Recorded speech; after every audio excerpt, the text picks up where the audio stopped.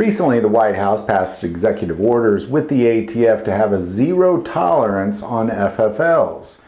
And already, many small FFLs around this country and a few large ones have been shut down because of minor mistakes.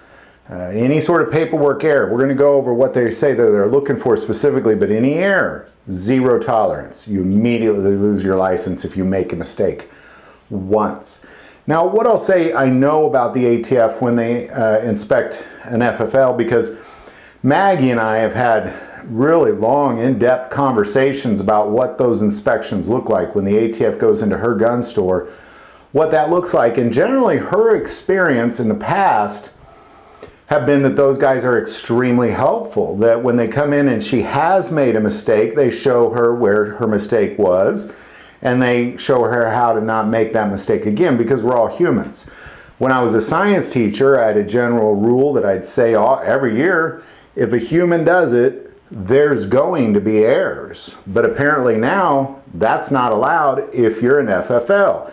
Now, the mistakes that they're looking for, now some of these, they are reasonable. Some people probably should be shut down for some of these mistakes, but some of them are very minor that probably everybody makes at some point. Transferring a firearm to a prohibited person, obviously gets you shut down. Failing to conduct a required background check. Falsifying records, such as firearm transaction forms. Failing to respond to a trace request. Refusing to permit ATF to conduct an inspection. So those are all reasonable things, I believe.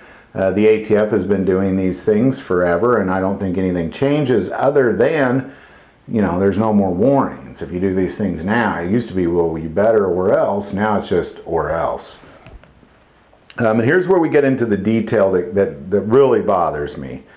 Account for firearms. Now, this is a big deal because if you've been into a gun store, especially if they have a gunsmith in there, there's all sorts of gun parts everywhere. There might be a piece of a gun laying somewhere or over there, or maybe there's guns that don't work, or guns that have been stolen that are missing. There's all sorts of things going on in that store that it's not necessarily easy to account for everything right away.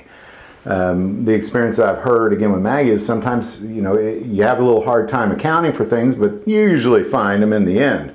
Not anymore. Zero tolerance. You look, it's not there, you're closed. But in addition to that, verifying and documenting buyers' eligibility. Of course, that's, it's just showing they passed a background check. Maintaining records needed for successful firearm tracing. This might be an issue as well, because sometimes, depending on how well you keep your records, they have moved to electronic records, and how well a system works could cause some problems for you as well. And reporting multiple sales of handguns. That's a multi-gun purchase. Anytime you buy 2 or more handguns, you get a multi-gun purchase. So if they don't report that, they will be shut down. Now, again, a lot of these things are violations you should not be doing, but some of these are things that just are simple mistakes that can easily be made. But as of now, zero tolerance. FFLs all around the country getting shut down for some basic mistakes. Watch out, dot your I's, cross your T's. If you're an FFL, they're coming. Any thoughts or insight on that, definitely put that below. Like this video, click like and subscribe.